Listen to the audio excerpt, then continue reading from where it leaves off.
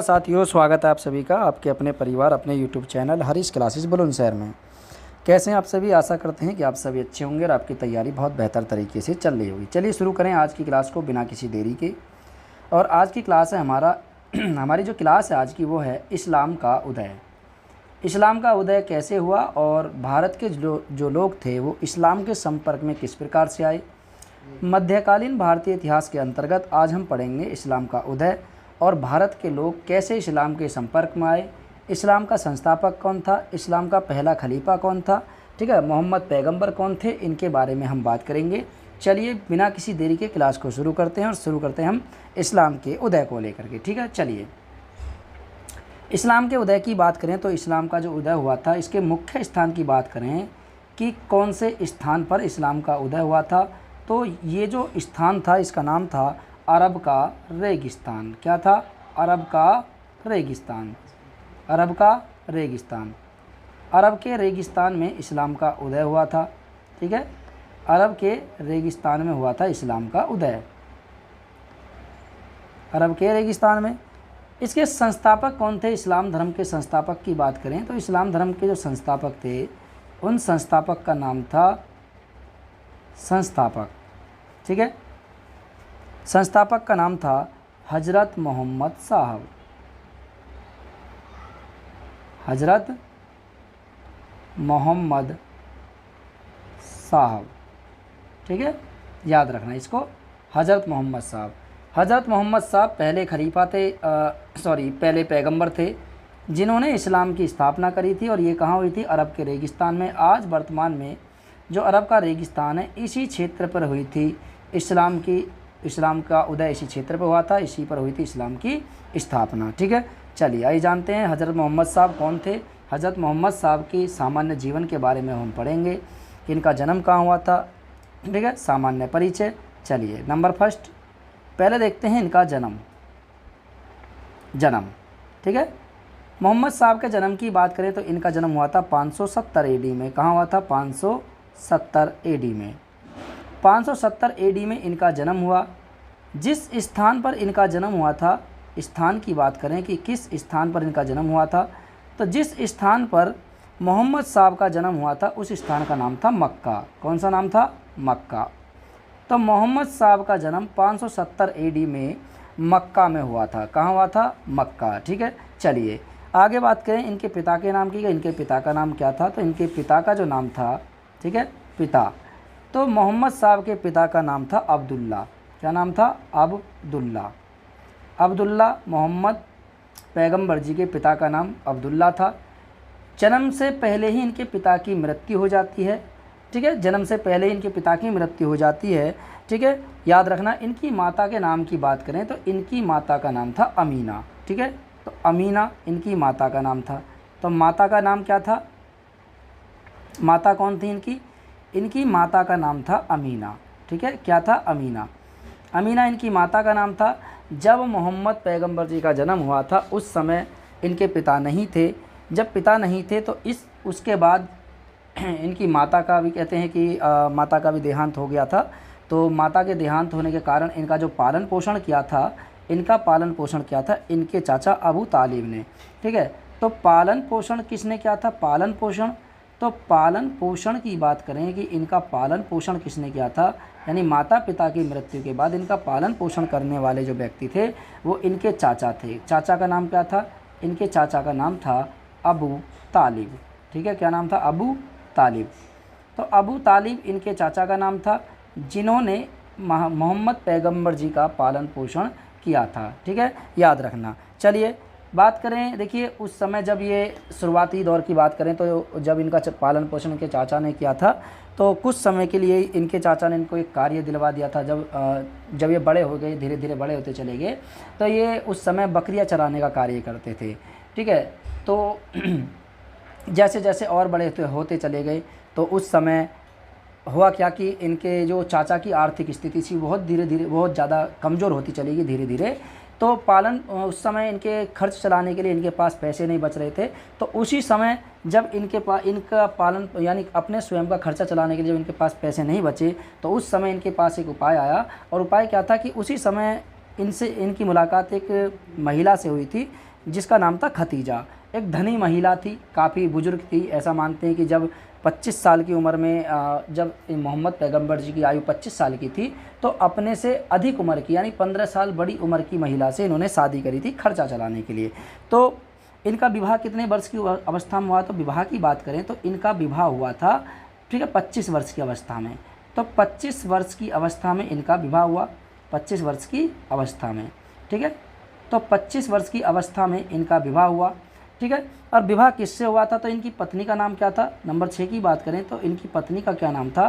तो इनकी पत्नी का नाम था खतीजा, ठीक है। क्या नाम था? खतीजा। इसको याद रखना, इंपॉर्टेंट चीज़ें होती हैं ये सब चीज़ें, ठीक है। खतीजा, खतीजा इनकी पत्नी का नाम था, जो एक धनी महिला थी। क्या थी? धनी महिला।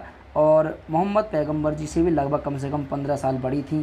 तो इनकी पत्नी का नाम खतीजा था।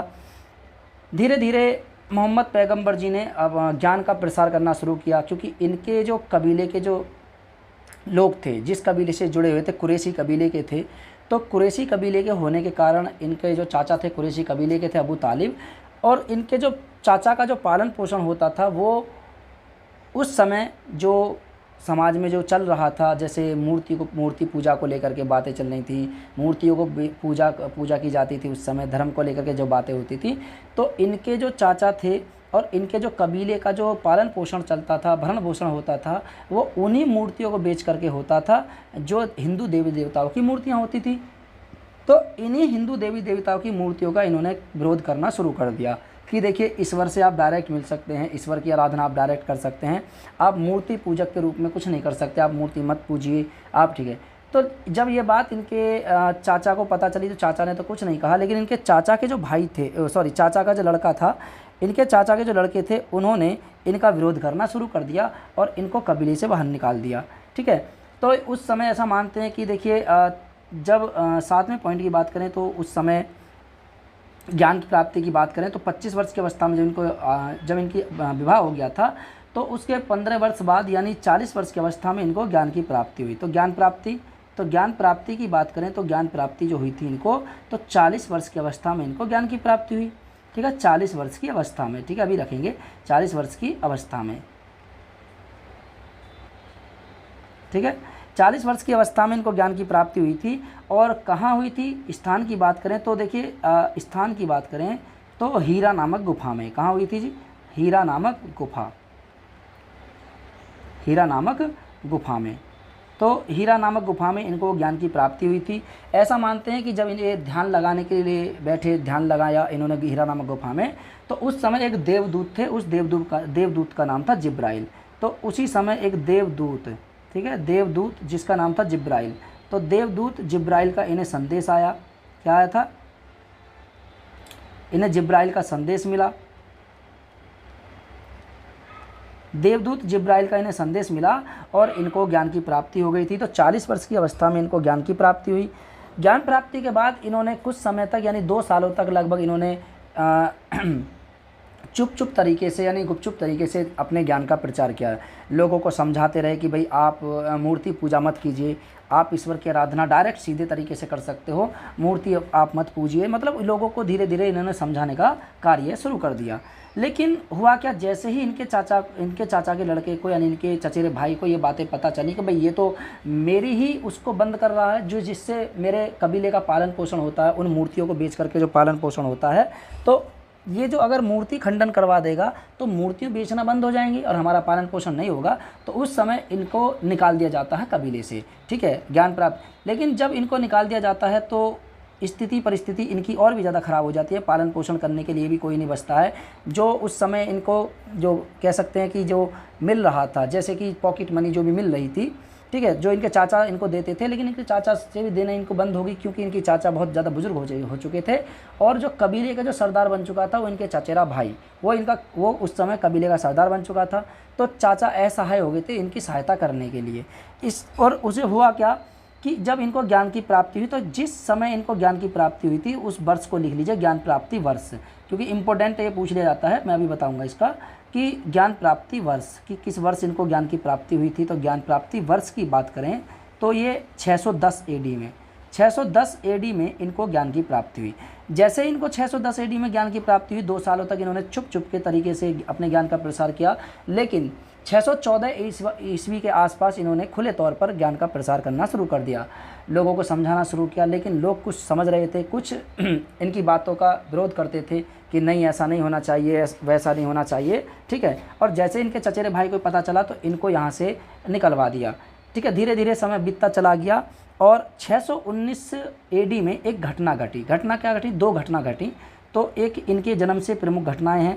तो घटना क्या है? एक मुख्य घटना क्या है? घटना ये है कि देखिए 619 एडी जब आया तो 619 एडी में, ठीक है, 619 एडी में इनके चाचा अबू तालिब, ठीक है, 619 एडी में इनके चाचा, 619 एडी में इनके चाचा अबू तालिब, कौन? अबू तालिब एवं इनकी पत्नी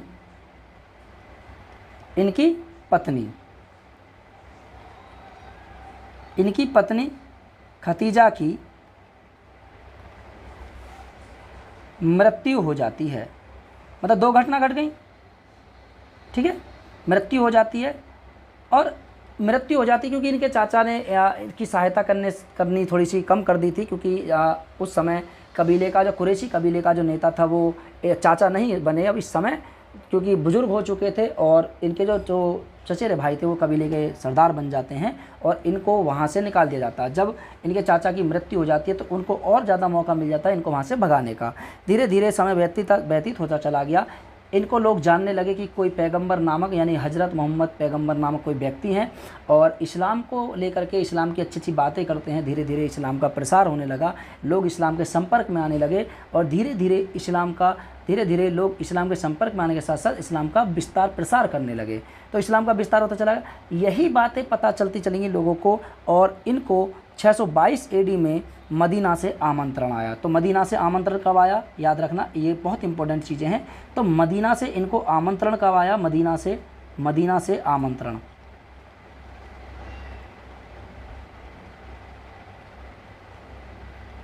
मदीना से इनको आमंत्रण आया। तो मदीना से इनको आमंत्रण कब आया था? तो 622 एडी में इनको मदीना के लोगों ने आमंत्रित किया। तो 622 एडी में, ठीक है, मदीना से इनको आमंत्रण आया और ये मक्का को छोड़ करके 622 एडी में मदीना गए, ठीक है। तो मदीना कब पहुँचे? ये 622 एडी में ये मदीना गए,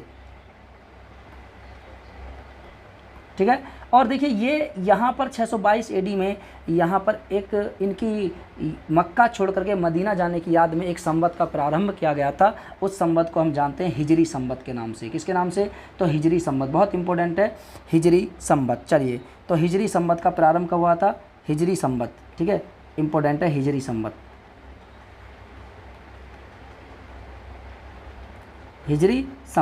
हिजरी संवत की बात करें तो 622 एडी में हिजरी संवत का प्रारंभ हुआ, ठीक है। इसकी शुरुआत कब हुई थी? 622 एडी में, 622 एडी में, ठीक है। किस लिए? यानी ये हुआ था मक्का छोड़ करके मदीना जाने के उपलक्ष्य में, ठीक है। मक्का छोड़ करके, मक्का से जब मदीना गए, ठीक है। ये दोनों यहाँ पर मक्का में भी और मदीना में भी दोनों ही, ठीक है, इस्लाम से संबंधित बहुत प्रसिद्ध मस्जिदें हैं यहाँ पर 2, ठीक है। पूरी दुनिया में केवल 3 ही सबसे महत्वपूर्ण मस्जिदें मानी जाती है, एक मक्का है, एक मदीना है और एक मस्जिद और है जिसको लेकर के फ़िलिस्तीन और वर्तमान में फ़िलिस्तीन और इजराइल के मध्य अभी भी युद्ध चल रहा है, लड़ाई छिड़ रही है। ये उसी मस्जिद को लेकर के आज तक लड़ाई है जो 1948 से के समीप में शुरू हुई थी। आज तक ये लड़ाई चलती आ रही है, याद रख लेना, ठीक है। चलिए, तो मक्का छोड़ करके मदीना गए और यहाँ पर देखिए मक्का मदीना इसलिए दोनों नाम लिए जाते हैं क्योंकि एक हज़रत मोहम्मद साहब का जन्म स्थान है और एक हज़रत मोहम्मद साहब का वो स्थान है जहाँ पर हज़रत मोहम्मद साहब ने अपने अधिक से अधिक मात्रा में अनुयायी बनाए, अधिक से अधिक मात्रा में अपने धर्म का इन्होंने प्रचार किया, ठीक है। चलिए देखिए आगे बात करें हम नेक्स्ट बात करते हैं। तो यहीं पर यानी मदीना में कुरान की रचना की गई थी, तो मदीना में इन्होंने कुरान की रचना करी, ठीक है। तो मदीना में ही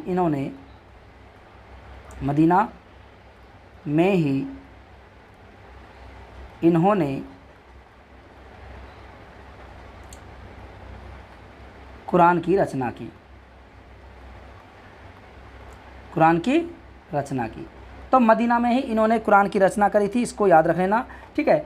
जब इनके साथ साथ धीरे धीरे इनसे अनुयायी जुड़ते चले गए तो इन्होंने यानी मोहम्मद पैगंबर जी ने अपने अनुयायियों को 5 शिक्षाओं का पालन करने के लिए कहा। तो 5 कर्तव्य बताए इन्होंने। देखिए 5 कर्तव्य यानी कौन कौन से 5 कर्तव्य हैं मैं अभी बता देता हूँ। तो हज़रत मोहम्मद साहब ने अपने अनुयायियों को, ठीक है, 5 शिक्षाएँ दी। तो कितनी शिक्षाएँ दी? 5 शिक्षाएँ दी। अब ये 5 शिक्षाएँ कौन कौन सी हैं? देखिए 5 शिक्षाएँ। अब इन 5 शिक्षाओं की बात करें तो नंबर फर्स्ट, एक शिक्षा इन्होंने कहा कि प्रत्येक व्यक्ति को कलमा पढ़ना चाहिए। क्या पढ़ना चाहिए? कलमा। यानी इन्होंने अपने अनुयायियों से कहा कि प्रत्येक को कलमा पढ़ना चाहिए, ठीक है। और रोज़ा रखने चाहिए। देखिए रोज़ा रखते हैं, रोज़ा मतलब हम इसमें देखिए हिंदू उसमें जो धर्म में व्रत कहते हैं, जबकि मुस्लिमों में इसको रोज़ा कहा जाता है, ठीक है। चलिए तीसरा, आप किसकी? ईश्वर की इबादत कीजिए, अल्लाह की इबादत कीजिए। नंबर थर्ड पे इन्होंने कहा था कि 5 वक्त की नमाज, 5 वक्त की नमाज, ठीक है। जो सच्चे मुसलमान होते हैं वो 5 वक्त की नमाज़ पढ़ते हैं। तो 5 वक्त की नमाज की इन्होंने बात करी थी अपने अनुयायियों से। तो 5 वक्त की नमाज, ठीक है। चलिए और नंबर 4 की बात करें तो देखिए इन्होंने कहा था कि प्रत्येक व्यक्ति को तीर्थ यात्रा करनी चाहिए, यानी हज करना चाहिए। हज करना चाहिए। क्या करना चाहिए? हज। और हिंदू धर्म में इसे तीर्थ यात्रा कहते हैं। क्या कहते हैं? तीर्थ यात्रा। आपने देखा होगा कि हज की यात्रा मक्का और मदीना, जहाँ पर मोहम्मद पैगंबर जी का जन्म स्थान और मोहम्मद पैगंबर जी का वो स्थान जहाँ पर उन्होंने सबसे अधिक मात्रा में अपने अनुयायी बनाए और अपने धर्म का प्रचार किया, वो स्थान। तो हज की यात्रा। और 5वां जो था सबसे महत्वपूर्ण, ये था आपके सदका। क्या था? सदका, ठीक है। यानी अपने संपत्ति का लगभग कम से कम 2.5% इनको दान करना चाहिए। यानी प्रत्येक मुस्लिम को अपनी संपत्ति का कितना परसेंट? यानी 2.5% दान करना चाहिए। अब ये आप देखते होंगे कि शुक्रवार को आवाज़ लगती हैं या कभी भी लग जाती है। अब देखते होंगे कि मस्जिद में आवाज़ लगती है कि इन्होंने यहाँ पर मस्जिद के लिए दान दिया। देखिए इनके यहाँ पर मस्जिद में जो दान दिया जाता है, देखिए वो दान उस समय ये तो मैं जानता है कि क्या होता क्या नहीं होता, लेकिन ऐसा मानते हैं कि इसमें उन लोगों की सहायता होती है जो क्या कहते हैं असहाय गरीब लोग होते हैं। इस तरीके से उन लोगों की सहायता होती है। और एक सच्चा मुसलमान अपनी संपत्ति का 2.5% दान करता है, ठीक है। ये बहुत अच्छा कार्य होता है जिससे कि दूसरे लोगों की मदद हो जाती है। ज़रूरतमंद के तौर पर, ज़रूरतमंद के समय पर ही उस पैसे को निकाल करके वहाँ पर उसको काम में लाया जाता है। बहुत अच्छा कार्य होता है ये, ठीक है। और जो भी इस क्लास को देख रहे हो भाई, जो भी मुस्लिम लोग ज़्यादातर अगर क्लास को देख रहे हो तो देखिए जितना मैंने पढ़ा है मैं केवल उतना ही बता रहा हूँ। अगर आपको ज़्यादा पता हो तो कृपया गलत कमेंट ना करें, ठीक है।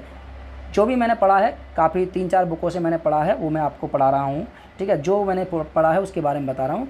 तो अगर आपको लगे कि भाई कि हम ज़्यादा जानते हैं, ठीक है, अभी सर थोड़ा वैसे पढ़ा रहे हैं, तो याद रखना कि आप हमें गलत कमेंट ना करें, आप उचित कमेंट करें, उस पर अपनी राय दें कि यहाँ पर सर आपने ये गलत चीज़ें बताई हैं।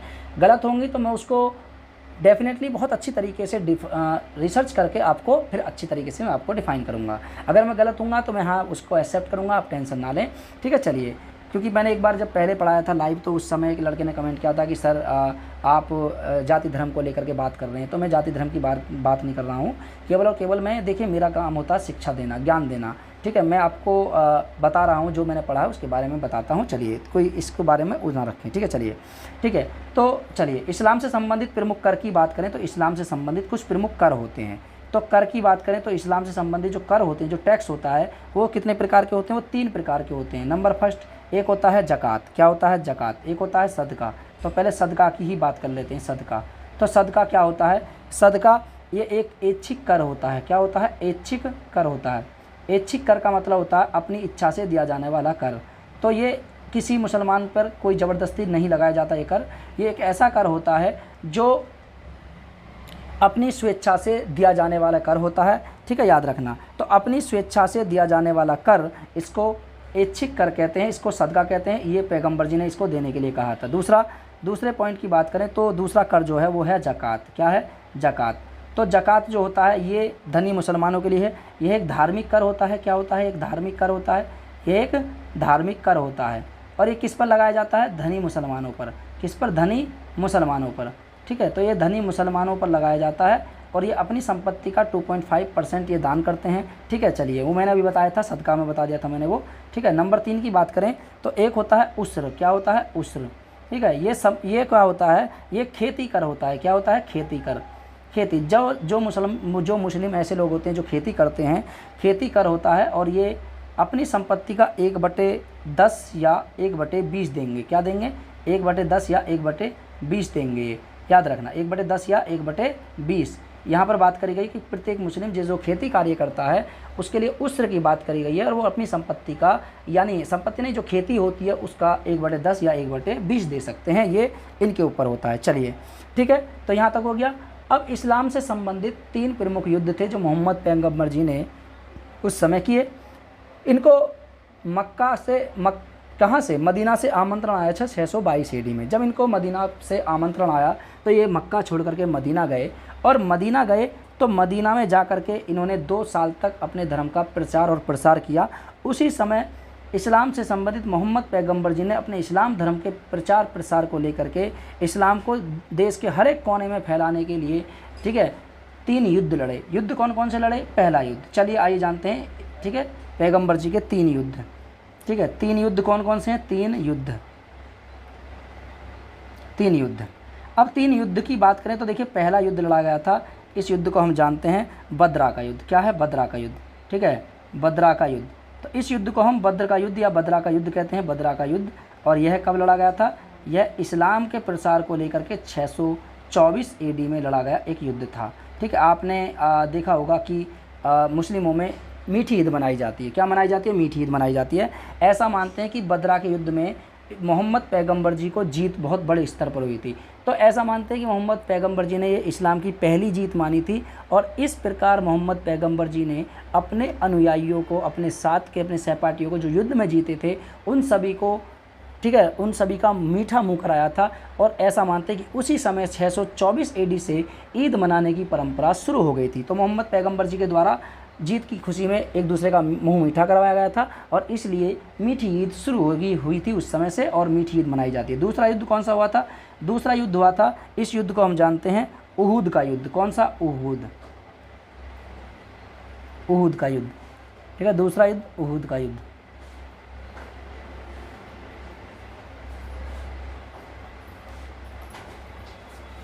(625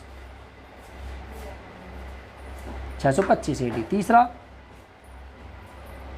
ठीक है, डिच।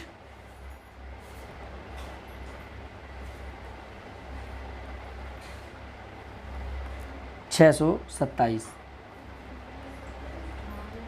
ठीक है। चलिए, तो आज की क्लास को यहीं रोकेंगे, मुलाकात करेंगे नेक्स्ट क्लास में। तब तक के लिए नमस्कार, जय हिंद और जय भारत।